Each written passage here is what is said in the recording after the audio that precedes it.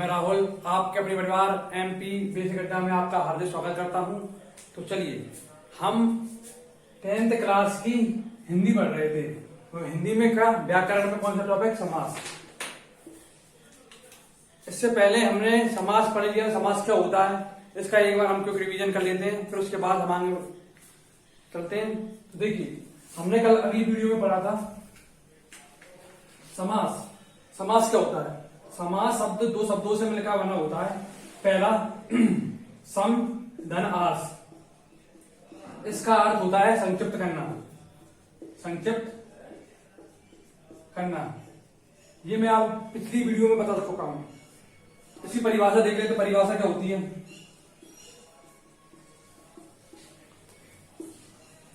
जब दो या दो से अधिक पदों को मिलाने की प्रक्रिया को हम क्या कहते हैं? समास कहते हैं।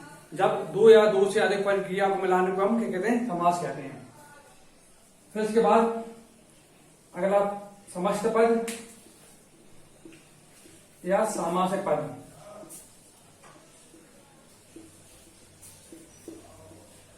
ये क्या होता है? जब दो या दो से अधिक प्रक्रिया को मिलाने के बाद जो नया शब्द बनता है, जो नया पद बनता है, उसे हम क्या कहते हैं? समस्त पद या सामासिक पद कहते हैं। इसका उदाहरण है जैसे कि लंबोदर,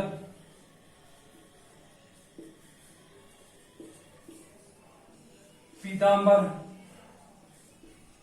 श्वेतांबर। अब इससे ही हम समास विग्रह पढ़ेंगे। समास विग्रह क्या होता है?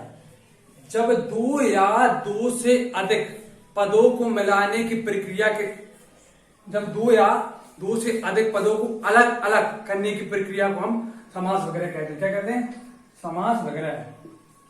समास विग्रह ये इसकी डेफिनेशन हम समस्त पद या सामासिक पद से याद कर सकते हैं। जब हम समस्त पदों को अलग अलग करने की प्रक्रिया के बाद जो सब नया शब्द बनता है उसे हम क्या कहते हैं? समास विग्रह कहते हैं।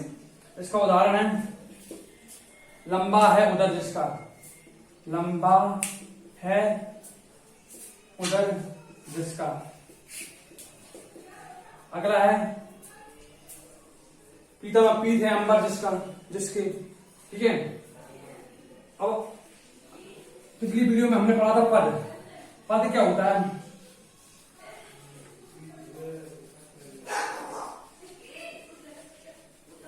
पद जब किसी शब्द को वाक्य में प्रयुक्त कर लिया जाता है। जब किसी शब्द को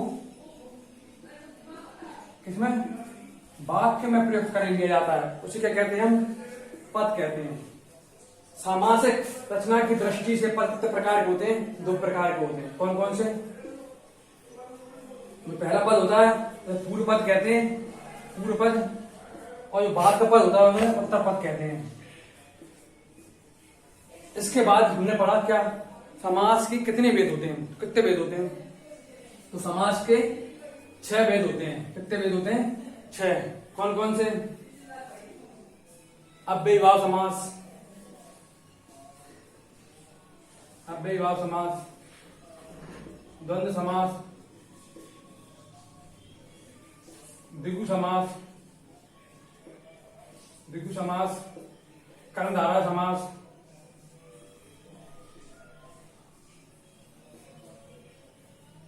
बहुव्रीहि समास, बहुव्रीहि समास और तत्पुरुष समास। इसमें भी हमने पिछली वीडियो में अव्ययीभाव समास दे दिया। और इनकी डेफिनेशन कैसे याद करना है इसका मैंने चार्ट बनाया है। चार्ट पिछली वीडियो में बनाया था, आप पिछली वीडियो देख लीजिएगा। फिर आपको कोई सी भी डेफिनेशन, कोई सी भी परिभाषा याद करने की जरूरत नहीं है, बस चार्ट है आपको याद होना चाहिए बस। तो इसमें अव्ययीभाव समास, तो अव्ययीभाव समास में क्या होता है? अव्ययीभाव समास ये हम कल पढ़ चुके हैं पिछली वीडियो में। जिस समास में पहला पद प्रधान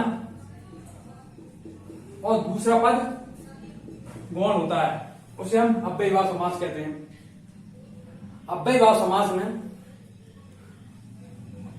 आपने पढ़ा अव्ययी भाव समास में अधिकतर उपसर्ग होते हैं, जैसे यथा, यथा, प्रति, उप, अनु।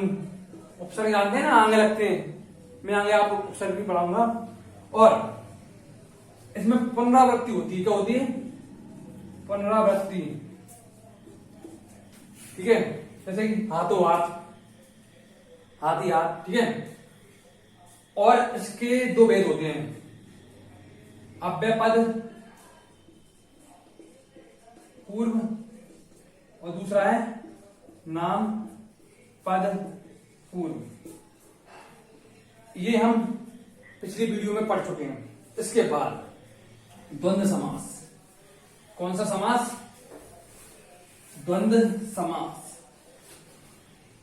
द्वंद्व समास में द्वंद्व का अर्थ है युग्म या जोड़। द्वंद्व समास।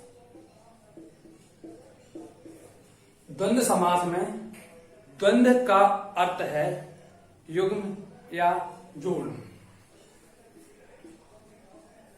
युग्म या जोड़। ठीक है, जिस इसकी डेफिनेशन आप कैसे याद करेंगे, ये देखिए। द्वंद्व समास, जिस समास में दोनों पद प्रधान होते हैं, जिस समास में दोनों पद प्रधान होते हैं, उसे हम द्वंद्व समास कहते हैं। इसकी डेफिनेशन लिखते हैं, परिभाषा क्या होती है। अब परिभाषा आप खुद बनाइए। परिभाषा, जिस समास में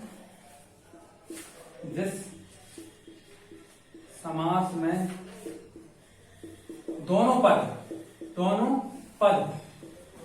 क्या होते हैं? प्रधान होते हैं।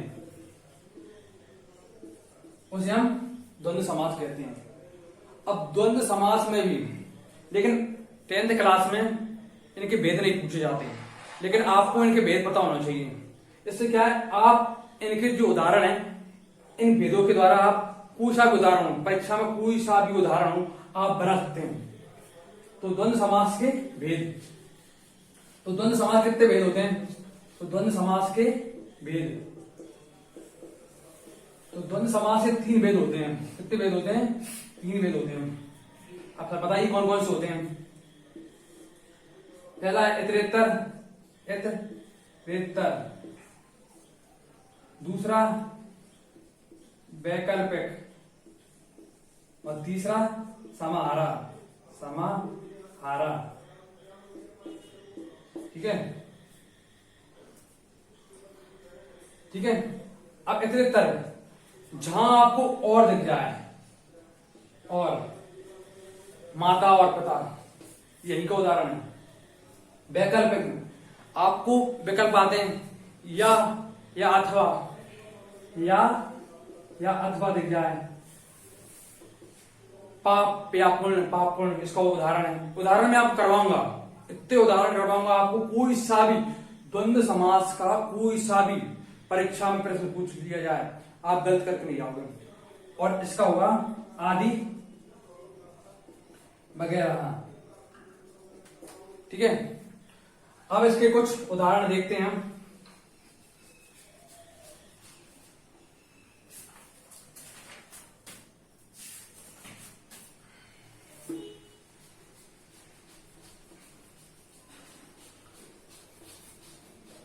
ठीक है, अब इसके हम उदाहरण देखते हैं। जैसे कि सबसे पहले हमने देखा था माता पिता। क्या होगा इसका? माता और पिता।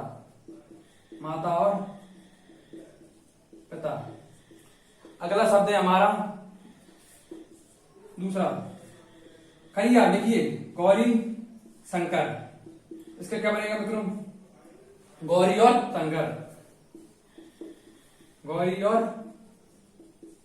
शंकर। ठीक है, अगला शब्द है शिव पार्वती। इसका क्या बनेगा? शिव और पार्वती। अगला शब्द है भीमार्जुन। इसको लेकर लेते हैं, भीमार्जुन। क्या होगा इसका? भीमार्जुन। इसका क्या बनेगा? भीम और अर्जुन। भीम और अर्जुन, इसमें दोनों पद प्रधान है, भीम और अर्जुन। आ रहा है समझ में? Got it? अब इसके कुछ और उदाहरण देखते हैं जो आपने अभी तक 9th 8th 7th 6th 5th तक कोई सी क्लास में नहीं पढ़ा होगा। 11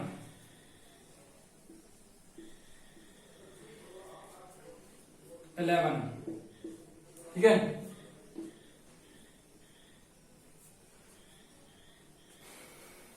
इलेवन, इसका क्या बनेगा? पहली बात तो 11 हम लिखते कैसे हैं? ऐसे लिखते हैं।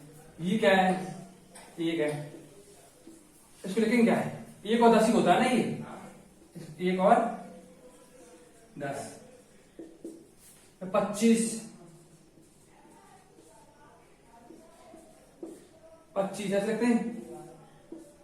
5 और 20 ऐसा नहीं लिखना है आपको, हिंदी में लिखना है। 5 और 30, 5 और 20, ठीक है।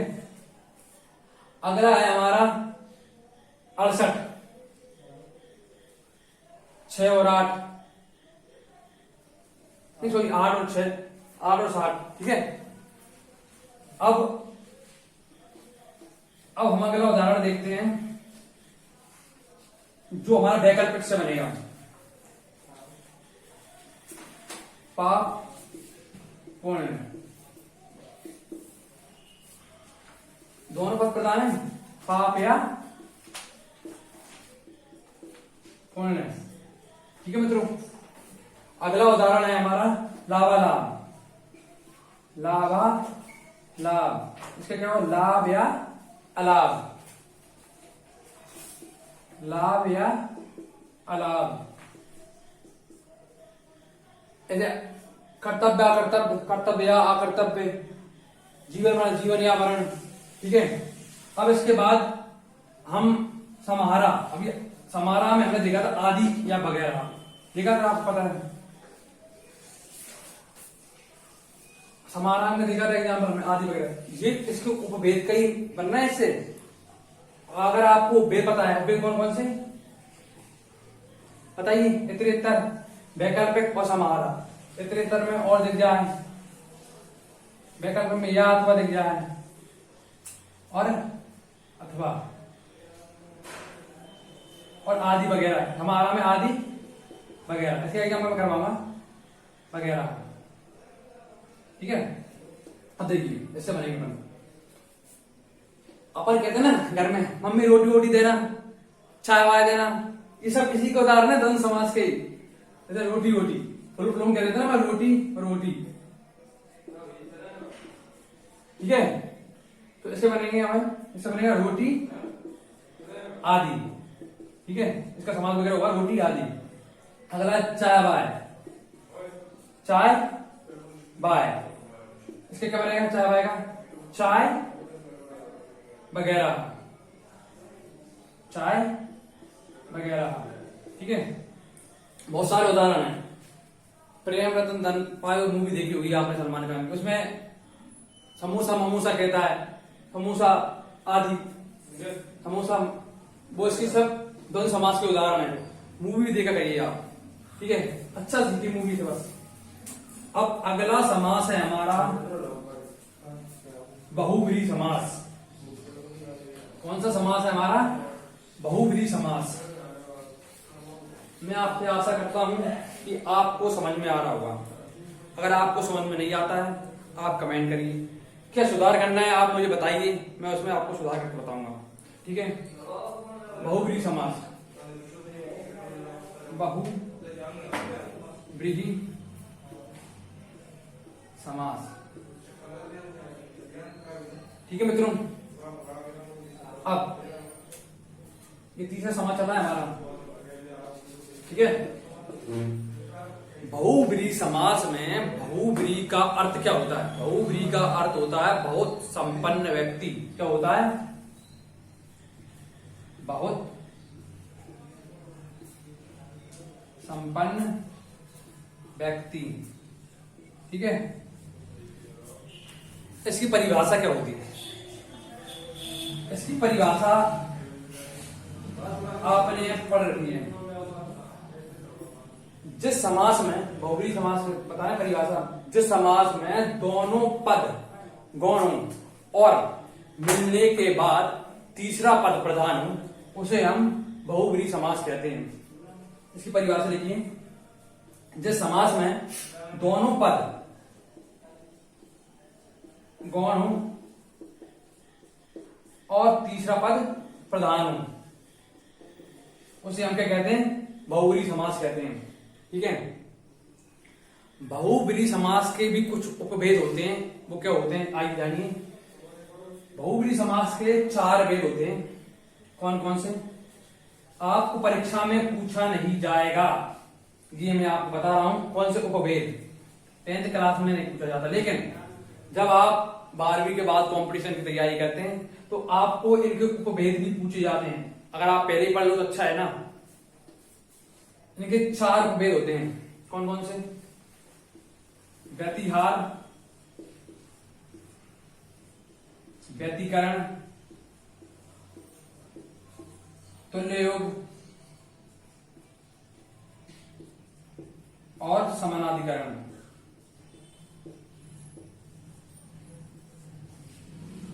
ठीक है। कितने भेद होते हैं इसके बहुब्रीहि समास के? 4 भेद होते हैं। कौन कौन से होते हैं? व्यतिहार, व्यतिकरण, तुल्य योग और समानाधिकरण। ठीक है। अब बहुब्रीहि समास में एक बार रिवीजन कर लेते हैं इसका पहले, फिर उसके बाद पढ़ेंगे। बहुब्रीहि समास में बहुब्रीहि का अर्थ होता है बहुत संपन्न व्यक्ति। जिस समास में दोनों पद गौण हो और तीसरा पद प्रधान हो, उसे हम क्या कहते हैं? बहुब्रीहि समास कहते हैं। इसके 4 भेद होते हैं। वो भेद होते हैं कौन कौन से? व्यतिहार, व्यतिकरण, तुल्य योग और समानाधिकरण। ठीक है। अब इसका उदाहरण बताइए सर। तो उदाहरण हम करेंगे अब, और उदाहरण भी ऐसे करेंगे कि आप कहो क्या बात है। पहला, दोनों पद क्यों गौण हो, ठीक है, और तीसरा पद प्रधान हो। इसका एग्जाम्पल अपन लेते हैं श्वेतांबर से लेते हैं। क्या लेते हैं? सबसे पहले श्वेतांबर। श्वेतांबर जो आपको पता हो, श्वेत हैं अंबर जिसके, अंबर यानी कि वस्त्र। श्वेत हैं अंबर जिसके, श्वेत हैं अंबर जिसके, इसमें दोनों पद प्रधान है। श्वेत सफेद, अंबर यानी वस्त्र, दोनों पद गौण है और तीसरा पद प्रधान यानी क्या बता रहा है? किसके बारे में बता रहे हैं? अर्थात सरस्वती। ठीक है। अब हम ये लिखते नहीं है, बस इसका अर्थ देखते हैं और पढ़ते हैं। अगला है हमारा पीतांबर। पीतांबर, पीत हैं अंबर जिसके, अर्थात भगवान श्री कृष्ण, श्री कृष्ण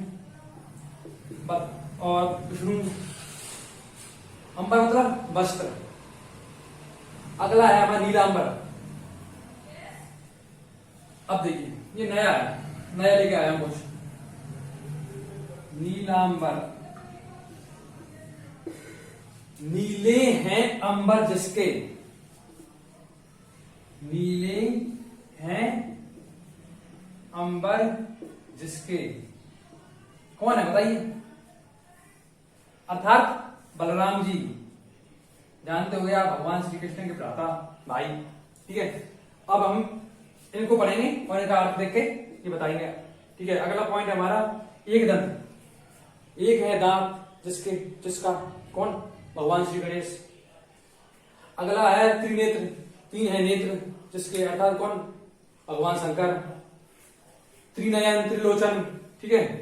चतुर्भुज, 4 हैं भुजा जिसकी। चतुर्मुख कौन है? ब्रह्मा जी। ठीक है। अब अगला पॉइंट, अगला उदाहरण देखिए आप, छोलड़ी। मैं आपको बोर्ड पे वो बताऊंगा जो आपने अभी तक ना सुना हो। ठीक है।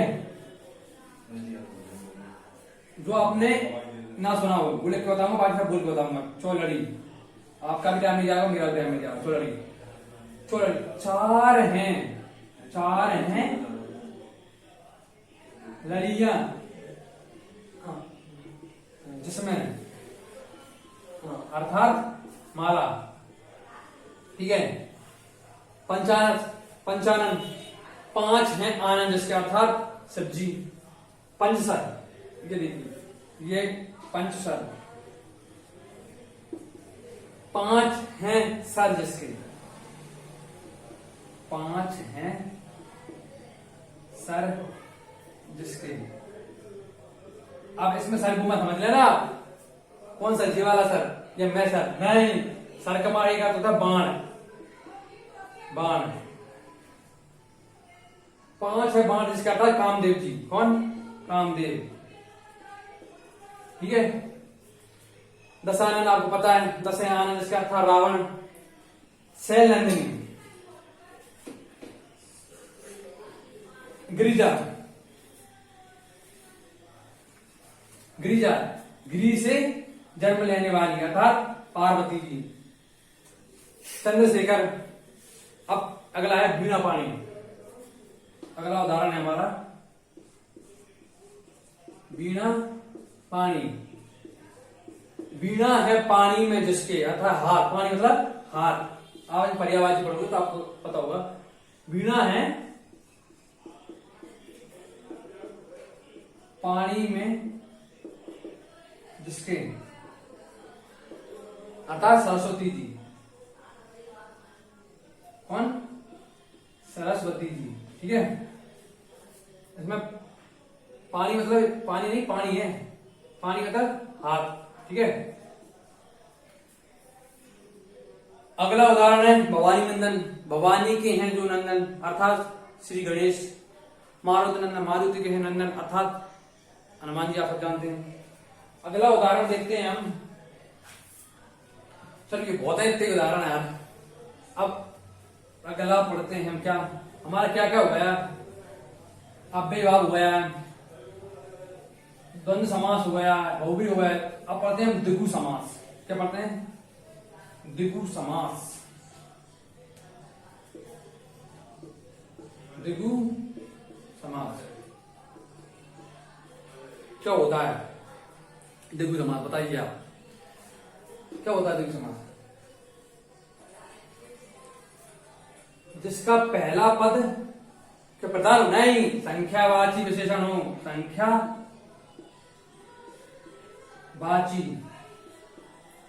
विशेषण हो उसे हम क्या कहते हैं? द्विगु समास कहते हैं। क्या कहते हैं? द्विगु समास। ठीक है। इनकी परिभाषा को बनाना मैं आपको पहली वीडियो में बता चुका हूं, लेकिन फिर भी मैं इनकी परिभाषा आपको बताता हूं। जिस समास में इसकी परिभाषा देखिए। जिस समास में पहला पद संख्यावाची विशेषण हो, जिस समास में पहला पद संख्यावाची विशेषण हो उसे हम क्या कहते हैं? द्विगु समास कहते हैं। ठीक है।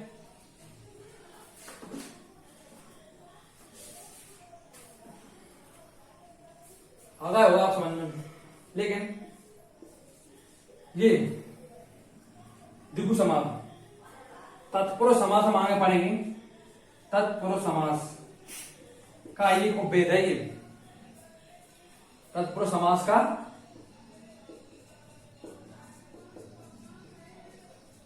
और ये मैं नहीं कह रहा हूं, ये पंडित कामता प्रसाद गुरु जी कह रहे हैं। कौन कह रहे हैं? पंडित कामता प्रसाद गुरु। इनके बारे में आपने नहीं पढ़ा होगा, आप आगे पढ़ोगे। और इसे संख्यावाची कर्मधारय समास भी कहते हैं। ठीक है। अब इसके कुछ उदाहरण देख लेते हैं हम। तो चलिए, अब आप थोड़ा बहुत कंफ्यूज हो गए। मैं आपको वो कंफ्यूजन या आपको पूरा कंफ्यूजन दूर करूंगा। द्विगु में और बहुव्रीहि में बच्चे बहुत परेशान रहते हैं। कौन सा द्विगु है, कौन सा बहुव्रीहि, कौन सा द्विगु है, कौन सा बहुव्रीहि है, कौन सा द्विगु है, कौन सा बहुव्रीहि है। ठीक है। आप देखोगे संख्यावाची विशेषण होता है। संख्यावाची विशेषण होता है, ठीक है। लेकिन आप इसमें देखते हो, कई उदाहरण देखते हो आप, दशानन, लेकिन इसमें तीसरा पद प्रधान, इसमें दोनों पद गौण होते हैं और तीसरा पद प्रधान होता है, अतः रावण की बात चल रही है, ठीक है। आ रहा होगा और आज मैं आपको बताऊंगा, आपके डाउट हैं, जितने भी डाउट हो आप बिल्कुल कमेंट करके बताइए, बिल्कुल एक डाउट क्लियर होगा आपका। तो अगला उदाहरण है हमारा चौराहा। चौराहा, अब देखिए चौराहा में चौ यानी कि चार, राह यानी रास्ते, चार रास्तों का समूह, चार रास्तों का। अब मुझे आप ये बताइए कि ये बहुब्री क्यों नहीं है, इसमें तीसरा पद प्रधान थोड़ी हो रहा है, बताइए। चार रास्तों का समूह है, आप देखो चौराहा है भैया, ये चौराहा है भैया, ऐसे ये चौराहा है भैया, चौराहा हुआ है, ठीक है। चार रास्तों का समूह रहा है। त्रिराहा, तीन रास्तों का समूह। दुमट, क्या होगा अगला पॉइंट, दुमट, दुमट, दुमट है आप, दुमट, ठीक है। ये दुमट क्या होता है भाई, दुमट से क्या निकला, दूसरे क्या निकला, दो मट यानी मट, समझ में आ रहा है आपको, दो मट यानी मिट्टी, दो मिट्टियों का समूह, ठीक है।